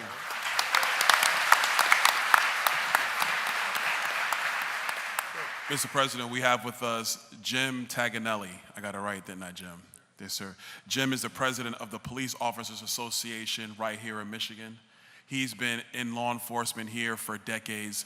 Jim, tell us about your concerns about public safety, not just here in Michigan, and tell us also about what it really means to have support for police officers, and when that support is not here, how it demoralizes the police force. Thank you, Congressman. Pleasure to be with you, sir. Thank you, Jim.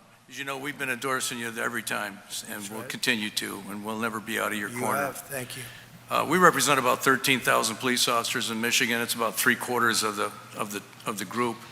And I don't know anybody here that would want to live or invest or work in a town where they're not safe. So no matter what you do, money-wise, no matter what you do with everything else in your life, if you don't feel safe, you're not going to want to go to the restaurant, you're not going to want to pump gas in your own car. In our job, the open borders has been an issue with us. We've talked about this a little before, but what's happened is the honor and luster that came with the badge, the people that wore the badge, I'll go back to the Old West. The badge meant something. When people saw it, it meant something. And it did even when I was on the job, still pushing a car around. And that luster has tarnished. And to get the shine back is a lot harder than it is to lose it. Here in Michigan, we have 700 fewer police officers than we had in 2020. And that's a significant number when you look at it. It means everybody's working more hours, mandated overtime and such. But the worst part of that is our academies that once had a waiting list are now empty or half full at best. And our best recruits, I was with some high school students the other day, the best recruits we have for police, it's a different kind of a job. It's a culture, I call it. It's not for everyone. Everyone here shouldn't want to be a police officer. Everybody, we don't want you all to be police officers, to be honest with you. But the truth is, when we go to high schools, just like the military, the kids that we need are not 28 years old. They're 16, 17 years old. And our best recruiters over the years were their senior officers, their dad, their uncle, their grandpa, who are now telling them, you're out of your mind, don't do it. We have no retirement health care, so if they retire at 55, they're on their own till 65 when Medicare kicks in. They have no pensions anymore. They get a 401k, but I don't know how long you're going to live. That's not a real way to retire at 55. And it's really not wages that's killing our recruiting. It's the pensions, it's the health care, but it's that desire to become one, the desire to become a police officer. The open border, what it really did was take the old stop police thing that we used to be able to get away with and just vaporized it. Nobody stops at the border. They don't stop on Gratiot Avenue. They won't stop out here on Adams Road either. And so what's occurred this year in 90 days, we had 3 police officers shot to death on the job, separate incidents. Not one of them had their gun out of their holster. These weren't barricaded gunmen, wasn't a bank robbery. These were ambushes. That's in Michigan, 3 in 90 days. And they never fired a shot, never got their guns out. So I like to borrow an old line, maybe J.D. Vance would like it, but it's an old Marine. Chesty Puller once said, we've located the enemy, they have us surrounded. That's how I feel right now. They got us surrounded. But when we see you at a funeral, when we see you writing letters, when we see you hugging babies of fallen officers, I just want you to know that we feel like our arms are around those people. And I can't begin to tell you how much that means to us. The things that you do, we've got right now 16 officers indicted for felonies in Michigan that I think if given enough money and time, you'd find that they were all innocent, or most of them. We do hire human beings, so I can't explain everything. But when you have that happen and you see the bad guys just ignore you, and Anthony here will talk more about how it affects the people on the road. But we can't hire anybody, and it's not about money. People want to give money. I know you understand that you argue with these people, so you just throw money at it. It's stupid. But if we can't get the right candidates, and we can't get them because we're not convincing them at a younger age that this is an honorable job. The honor's gone. I believe in it. I think people here believe in it. I know none of them want to be without police, but we need good people. And so the things that you do, the things that you talk about, qualified immunity, I think most people don't know what it means. We understand it. I know you do. They think what qualified immunity means we can go rob a bank and not get in trouble. Nobody understands that that's not the case. But the things that you do for us, the things that you say, the times that you and I have met before, you spoke at our convention, we did a big screen TV, the things you do really matter, and they do help us. And we're all behind you, 100%. Thank you. Thank you.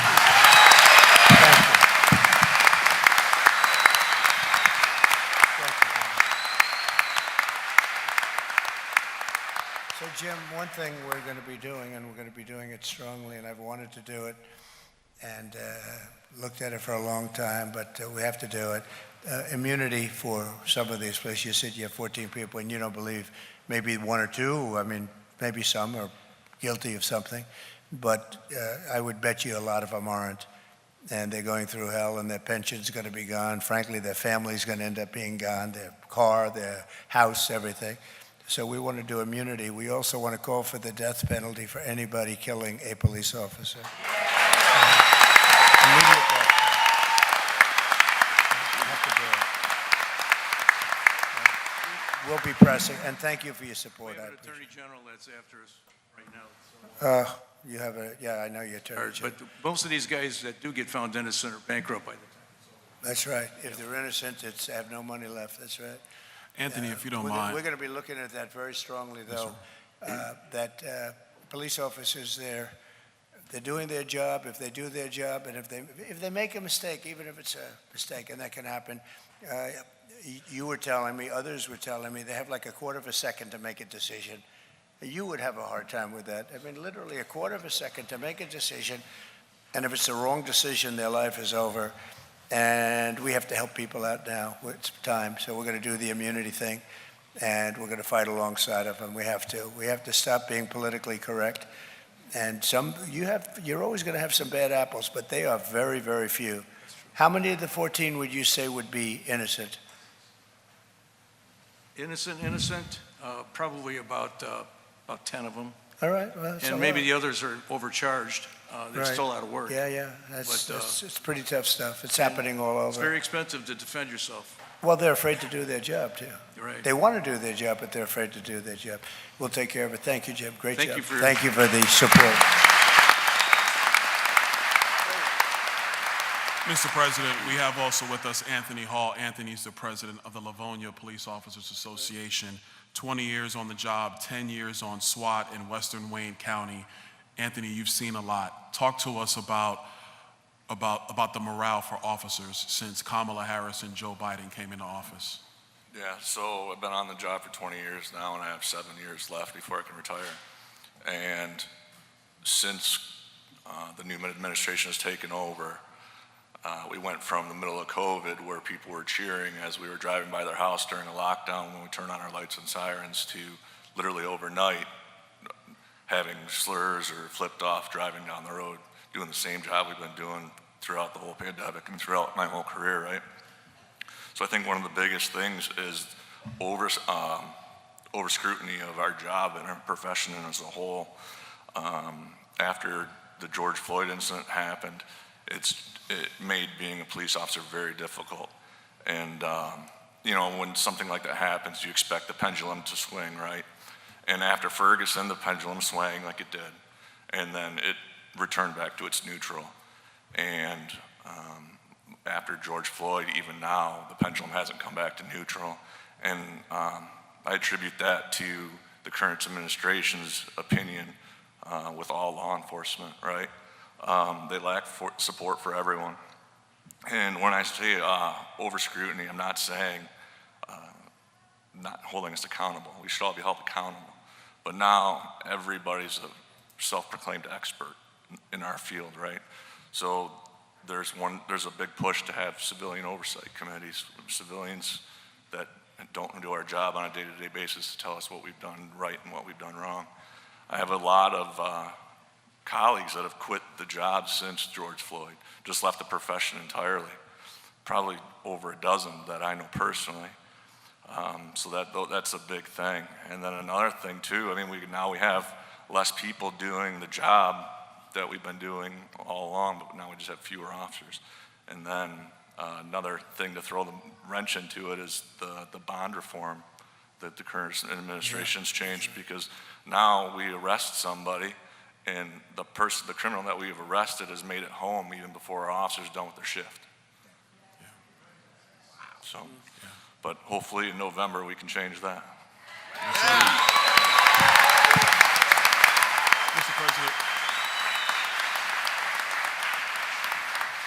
Mr. President, we also have us up with here a friend of ours, former member of Congress, Mike Rogers, running for the United States Senate. Mike, you just heard from law enforcement. Yeah.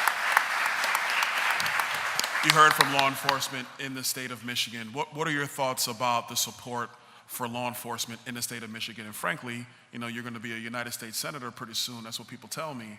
Your thoughts for around the country as well. As my mother would say, from your lips to God's ears. That would be say. Oh, come on, people, lighten up. Let's go. You're here with the next president of the United States of America.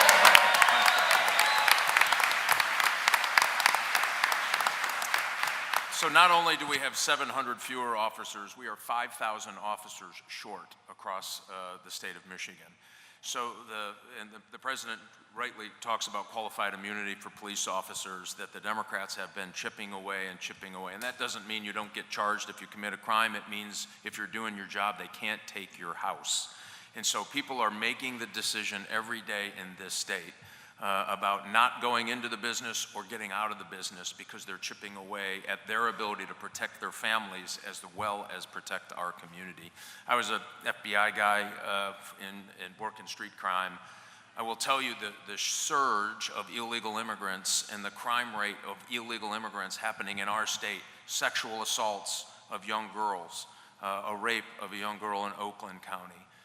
An illegal immigrant exposed himself to a 9-year-old girl, and as we know as former law enforcement guys, they're on the path to do something really bad. All didn't have to be here. 3,000 deaths of fentanyl here in the state of Michigan because of a wide open border that we could close today, and it will happen when we elect Donald J. Trump.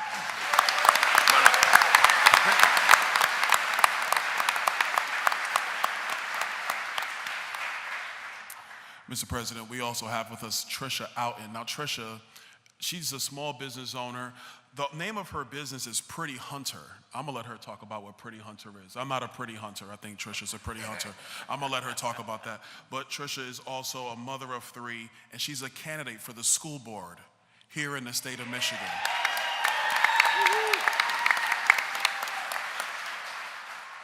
First of all, Trisha, explain to us what Pretty Hunter is, but then also really tell me about what's on your mind about what the left is doing in our schools. Thank you for having me here this evening, Congressman Donald, and it's such a pleasure to be in your presence, President Trump. So Pretty Hunter started for my quest for enjoying the outdoors. We live in the great state of Michigan. There's a lot to enjoy. We design jewelry made out of once-fired bullets because last I checked, bullets don't decompose. So I consider our company saving the earth one bullet at a time. And yes, it is hunting season here in Michigan, and beautiful as it is, we're in archery, soon firearm season, but right now, I'm hunting votes in the Walled Lake School District.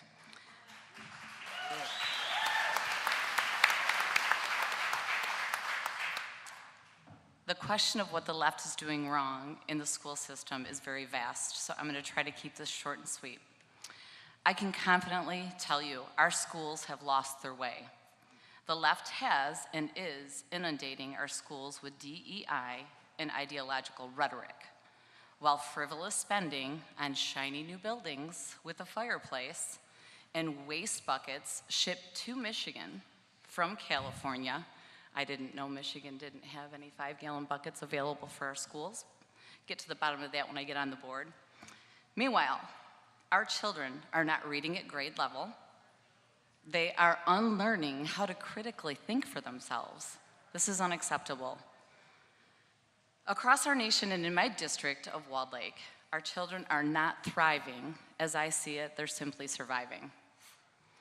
We are seeing influence as early as preschool that introduces hate, fear into these young minds, and it's devastating for me to uncover this as I've begun to run for the board. Our children are being taught that they have privilege or lack thereof. Some are even being taught that they are less than because of the color of their skin or because of where or how they were born.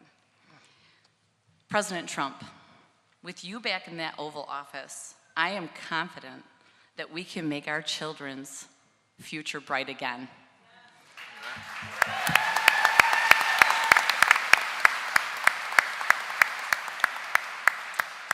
And one last part. Because schools are focusing on these ideologies instead of focusing on academic foundations and hunting what is good in the world, we are ruining an entire generation of children. We are at a turning point in history. Right now, in my opinion, we simply need to get back to basics. Literacy, arithmetic, I don't know, maybe even writing. Furthermore, we simply need to put EDU before DEI. Thank you. Thank you. Thank you, Tricia. You're right.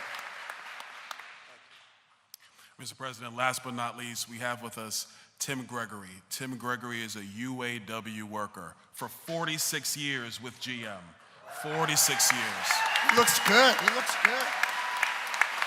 He does look good. You look young. Thank you. Tim, I know that for you, God comes first, Correct. then your family, and then this country. Amen. I know that. But tell us how you truly believe that Donald Trump is the answer, not just for Michigan, but for UAW workers, to not only keep their jobs here in Michigan, but also to keep the auto industry alive and well in the United States. Thanks a lot for the introduction. Thank you for being here. And first of all, I'd like to thank you, President Trump, for being so tenacious and not giving up when others would have.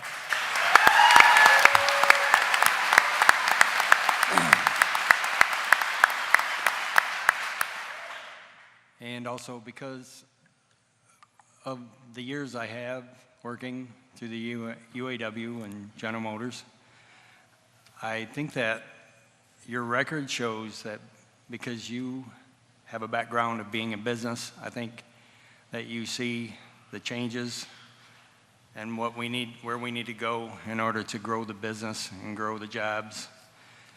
And I also see that your policies in the past and the policies you say you're going to enact with the border, with China, with our energy resources, the direction you wanted to take from a long time ago, back when you were president before. That's why I think you're best for this country, you're best for the UAW, and you're best for the workers.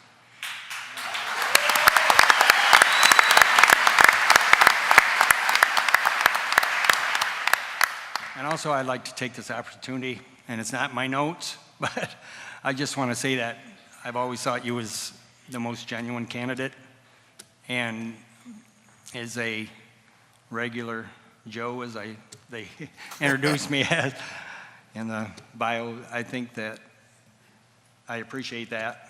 I think you're for the people, and you're for America, and that's why I think you're the best. Thank you, Tim.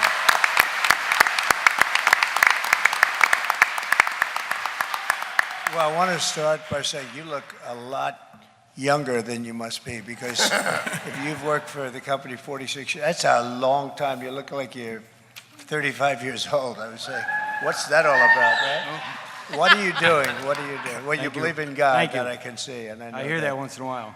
But you're very lucky in that sense. Thank you very much. I want to, it sort of pertains to what you're saying. So I'll just make this statement. A big thing happened over the last couple of days for Michigan and for Detroit and for the country. Howard knows all about this, but some of the biggest auto plants in the world were planned for Mexico. And I've been talking about it for the last year. I've been talking about the whole concept for 10 years, 15 years. I mean, even as a private person, I couldn't believe how they were just, how companies were and countries were coming in and stealing our jobs, stealing our plants. Everyone's unemployed. Then they sell cars back in. All they do is you get fired, and then they make the car and they sell it into our country. They make a lot of money. We make nothing. We have unemployment.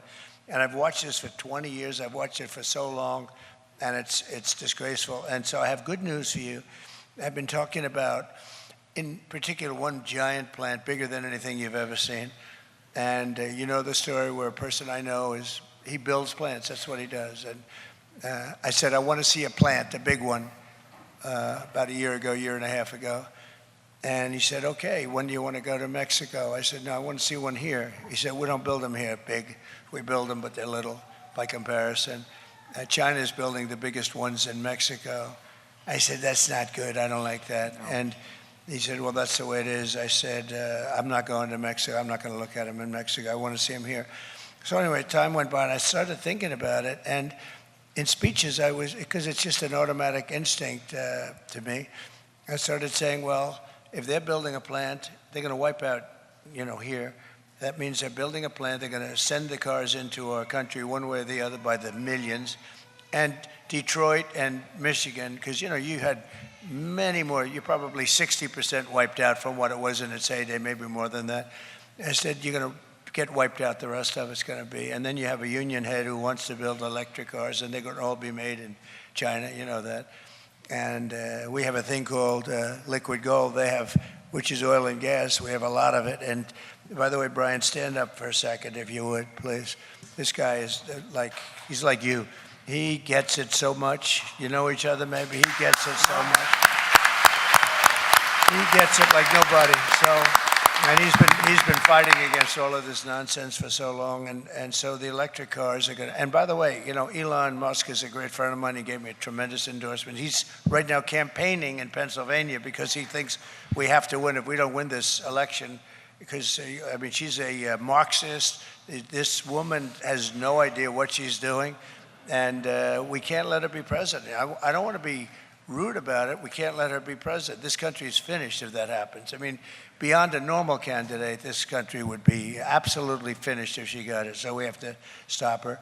But what happened is I've been thinking about it and what it would do to the country. And these are plants that are bigger than anything you've seen. They will knock out the cars. You press a button and the whole thing starts operating. And so I started talking about this what do you think, Brian, less than a year ago, that I won't let it happen a year ago, yeah? And I said, I'm not going to let it happen if they do this plant in Mexico, right near the border. And a couple of others. I'm going to put giant tariffs on it for 100%, and if that doesn't work, I'll go to 200%. I don't care. They're not going to be selling cars here.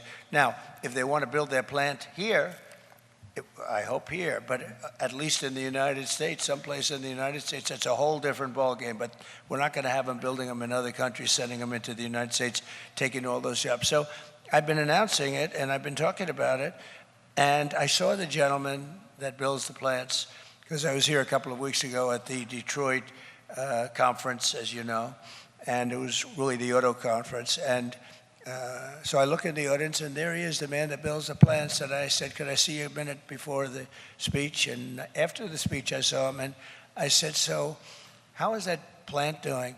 He said, sir, they've decided not to build. I said, why?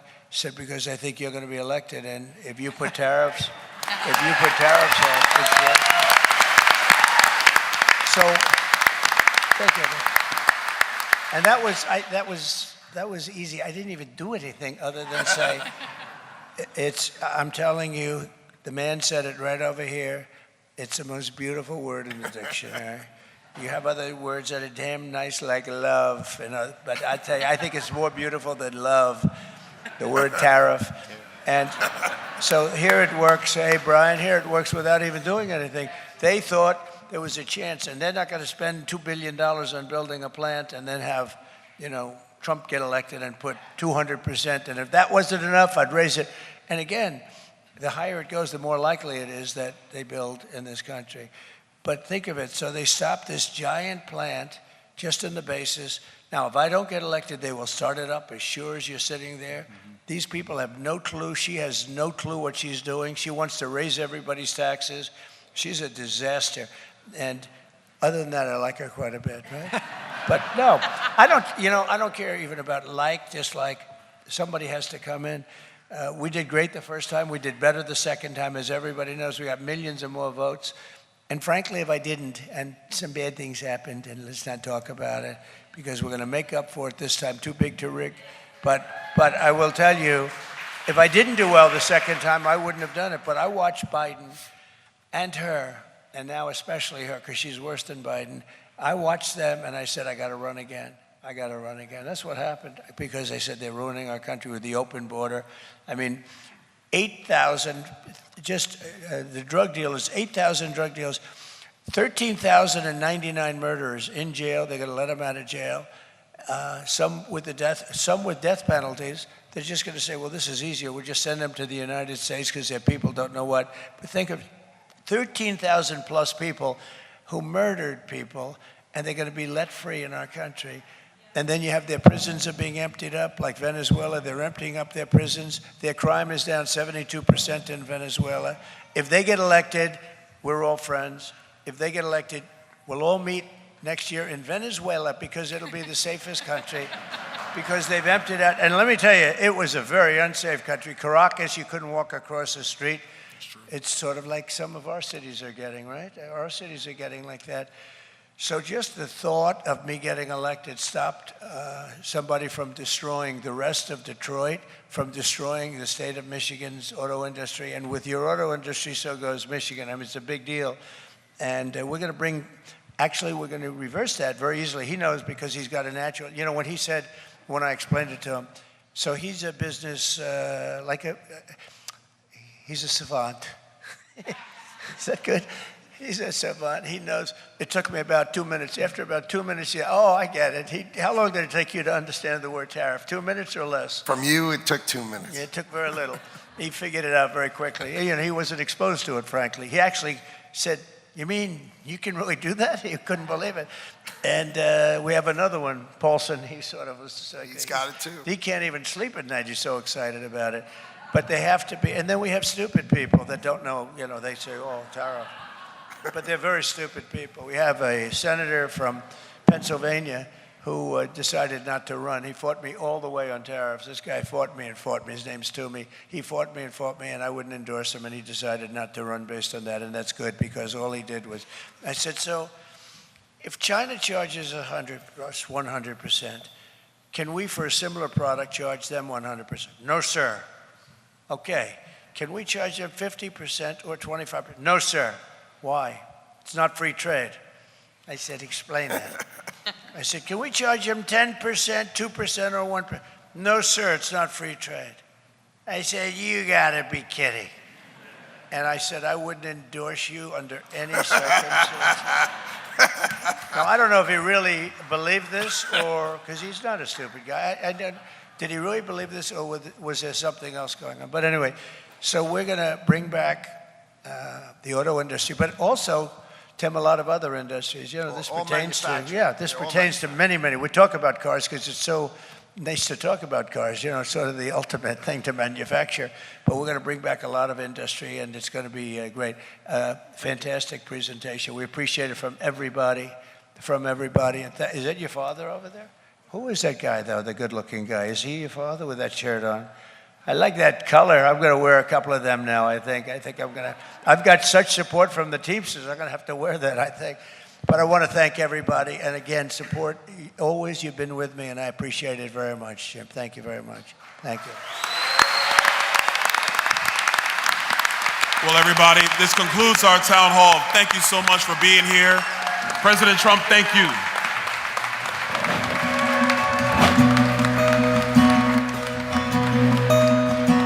Day starts with a coffee and ends with a wine. Takes forever in getting ready, so she's never on time for anything.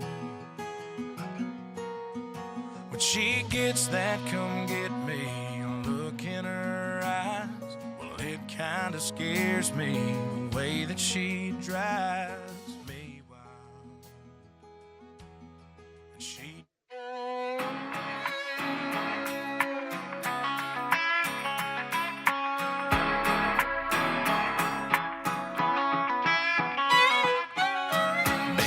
since the crack of dawn, just trying to get paid. Been hotter than 100 suns, I can't find no shade. Just 2 more rows and I'm good to go. Yeah, I'm shutting this tractor down. Give me a half an hour for a shave and a shower, and I'll be outside your house. Might have a little dirt on my boots, but I'm taking you uptown tonight. Might have a little mud on my wheels, but they gonna shine with you up inside. Gonna hit the club, gonna color up, burn it up like neon lights. Might have a little dirt on my boots, but we're gonna dance the dust right off them tonight. Yeah, girl. Got a little dirt on my boots. Hard as I worked all day, I'm gonna work harder loving on you. Spin you all over that dance floor, right out of them high heel shoes. And when you're ready to quit, baby, we can slip right out of that barroom door. And when I take you home, don't worry, babe, I'm gonna kick 'em off on the porch.